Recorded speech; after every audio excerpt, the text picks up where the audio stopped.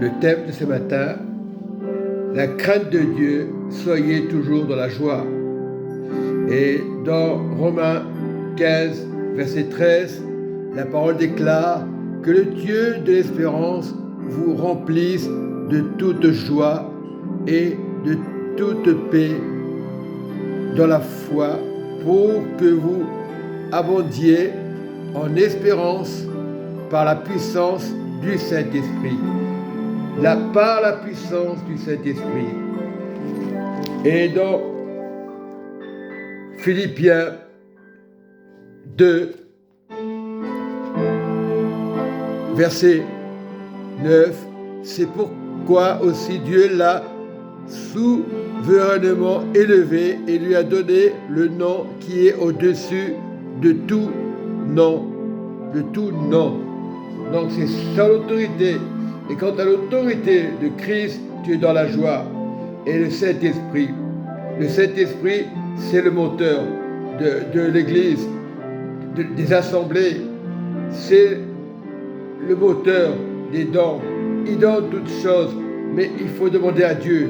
Si vous demandez à Dieu, Dieu vous accorde la chose. Parce que Dieu ne ment pas. Il a l'autorité de le faire. Nous sommes que des pèlerins. Malgré les souffrances, Job a eu des souffrances, il a persévéré. Et tous les prophètes ont persévéré. Quand on parle de l'âge de l'alliance, ils ont marché avec l'âge de l'alliance. Et l'âge de l'alliance, c'est les commandements que Dieu a donnés. Mais ces commandements doivent être dans la joie. Souvent, on parle des assemblées. L'âge de l'alliance. Mais si tu ne comprends pas l'âge de l'alliance, ça ne sert à rien. C'est dans la jeunesse. Les hommes ont marché dans la droiture. Ils sont tombés, ils sont relevés. Comme Abraham, le père de la foi, comme Moïse a marché par la foi. Tout marche par la foi. Si tu es avec Dieu, la foi marche avec Dieu. Elle ne marche pas avec les hommes. C'est Dieu qui accorde la foi. C'est le Saint-Esprit qui accorde la foi. C'est pour ça qu'aujourd'hui, il y a tant de guerres. Nous manquons de foi. Si la foi était dans chaque cœur, les choses changeraient. Il est important de garder cette espérance en Christ. C'est lui l'espérance qui ramène les choses dans la vérité. Il les déclare dans Romains 15, verset 13, que le Dieu d'espérance, soyez dans l'espérance, vous remplisse de toute joie, alléluia, et de toute paix. La foi, garde cette foi, tâche pas la foi, mais si tu vis un moment difficile, pour que vous abondiez en espérance par la puissance du Saint-Esprit. Et le Saint-Esprit, tu es obligé de l'avoir. Et c'est marqué dans la parole. Beaucoup diront, oh le Saint-Esprit, celui qui rejette le Saint-Esprit, il y a un problème. Certains vous diront, oh, je suis Israël, je suis la nation, mais la nation entière appartient au Saint-Esprit. En ce temps de la fin, nous avons besoin du Saint-Esprit. Il y a tant de problèmes, mais la crainte de Dieu, cette crainte sera toujours là. Nous devons marcher dans la crainte de Dieu, dans cette espérance que Dieu nous a donnée, cette crainte. Oui, important de marcher dans la crainte de Dieu. Oui, il prend tout, Seigneur, il prend tout dans ses mains. Il tient le monde dans ses mains. Souvent nous chantons qui tient le monde, c'est le Seigneur. Ce n'est pas toi. Si tu as cette autorité du Saint-Esprit, tu ne peux pas tomber. Il y a tant de religions. Nous ne voulons pas parler du Saint-Esprit. Ils ont oublié le Saint-Esprit. Ailleurs, c'est temps qu'après, il y a des problèmes. Il y a des problèmes toujours. Mais il faut persévérer. Quand tu as le Saint-Esprit, tu as toujours la solution de t'en sortir.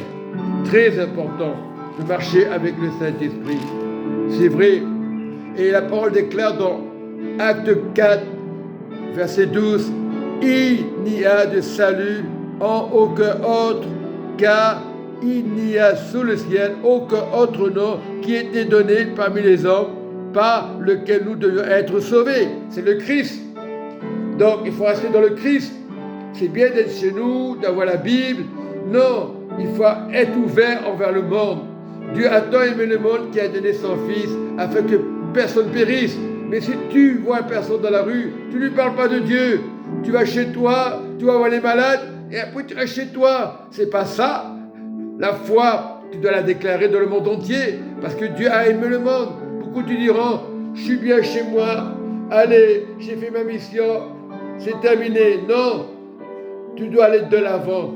C'est aller de l'avant, c'est recevoir l'amour du Saint-Esprit, recevoir l'amour de Christ. Il faut que cette foi se réveille dans le monde. Arrêtez de dormir. Ah, c'est bien, j'ai prié, j'ai fait mon travail. Non, il n'y a pas que la prière, il n'y a pas que les malades. Dans la rue, il y a aussi des malades. Nous parlons du Seigneur, le Christ, ressuscité. Si tu as la foi, tu ne fais rien du tout. Ça ne sert à rien, comme certains prêtres, ils prient chez eux, ils ont leur église, leur ministère. Ce n'est pas que dans le ministère c'est dans les rues. La parole est gratuite. Tu n'es pas obligé de rester enfermé. Il y a un temps pour tout. Un temps de rester dans l'église, un temps de sortir. Et la foi, surtout aujourd'hui, qu'il y a des problèmes, des difficultés, c'est là qu'il faut sortir. Bien sûr que le Seigneur est à la porte. Bien sûr que Christ doit revenir. Ce n'est pas comme certaines religions. Oh, il va revenir. En prie, il va revenir. Non, il est déjà là. Il est déjà dans ton cœur. Le cœur, c'est l'Esprit de Dieu. On ne parle pas d'un cœur physique. Quand certaines religions disent, ah, tu as parlé du cœur. Voilà, quand les religions, on leur pompe tellement dans la tête des choses, on leur donne tellement de fausses doctrines, et ils pensent que c'est de Dieu. Non, il ne faut pas être habitué à ton pasteur, habitué à une religion, habitué chez toi, à avoir tes idées. Tu as la Bible, sors dans les rues, donne. Non, c'est comme ça, j'ai ma position, on ne peut pas me bouger. Garde la foi. Si tu as la foi, donne-le. Active la foi pour les autres. Ça ne sert à rien de rester chez toi. C'est normal, il y a un temps pour tout. C'est normal que le pasteur doit enseigner. Mais un temps, il faut sortir.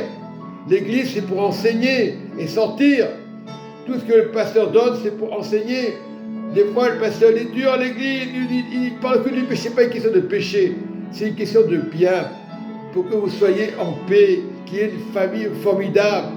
Par la suite, si vous êtes bien dans le Seigneur, si le couple est bien dans le Seigneur, c'est pour ça qu'un temps de divorce, allez je ne vais plus dans cette église, je change d'église, et tu rencontres une âme sœur, et tu recommences les mêmes manières, les mêmes choses. Non, une espérance, c'est respecter le mariage. Respectons les mariages. Donc, anniversaire, ce n'est pas interdit. Beaucoup de religieux ne veulent pas faire leur anniversaire. Ce n'est pas la fin du monde, mais c'est l'espérance de Christ, c'est le Saint-Esprit. Soyez dans la joie, dans le nom de Jésus. Et je le répète, dans le nom de Jésus-Christ de Nazareth, mort à la croix, ressuscité. Il n'est plus à la croix, il est dans le royaume. Ton cœur est déjà avec Dieu. Physiquement, tu te vois comme ça, dans ton lit. Tu te dis, je dors. Physiquement, tu vas te lever, tu vas manger des croissants. Et tout est physique. Mais l'intérieur, l'espérance, les choses par la foi et non par la vue, tu vois les choses telles qu'elles sont. Tu vois la personne, tu vois ça telle qu'elle est. Là-haut, ce sera meilleur. Donc, restons dans l'espérance de Christ. Alléluia, amen et amen.